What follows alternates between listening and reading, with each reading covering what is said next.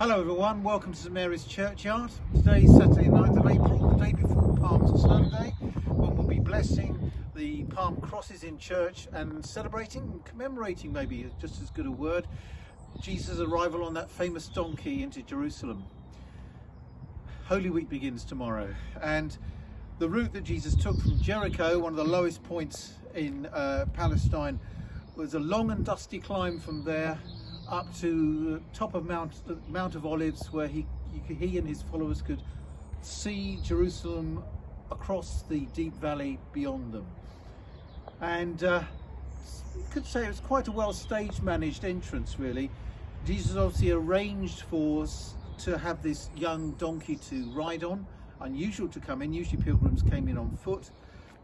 And as he does so, spontaneously probably, all his followers either throw their cloaks on the road as a kind of, makeshift red carpet, or pick the fronds from the palm trees that line the road to Jerusalem and lay them down. And they sing or shout or quote Psalm 118, the Pilgrim's Psalm. Blessed is the one who comes in the name of the Lord. Except that Luke changes it a bit in the version we'll read tomorrow. Blessed is the King who comes in the name of the Lord. Just Luke making the point that this is the arrival of the Messiah to his city, but not on a war horse, but on a humble donkey, fulfilling a prophecy from the Old Testament prophet Zechariah that the King of Peace will arrive in the great city, humble and riding on a donkey, on the foal, the colt of a donkey. Anyway, it doesn't feel much like celebration at the moment, as we know from what's happening in Ukraine. And what kind of king was Jesus? Well, the very next scene in Luke's Gospel in chapter 19, after the triumphal entry into Jerusalem, whatever you want to call it, was Jesus weeping for the city, looking at the city and saying, if only you knew who was coming to you, what this would mean, this King of Peace coming.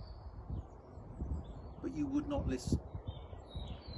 Earlier on, he had comforted a widow who'd lost her only son and then brought that son back to life.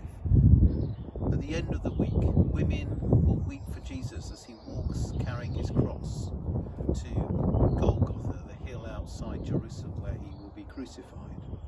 People don't know this yet, but in a sense Jesus does. So he is a very different kind of king, one who not only weeps and feels for his people, but one who's prepared to die for them. And it's all very well cheering and wanting to get something out of Jesus, as so many of those who were surrounding him wanted. But how far are we prepared to walk that lonely way and be with him at the cross?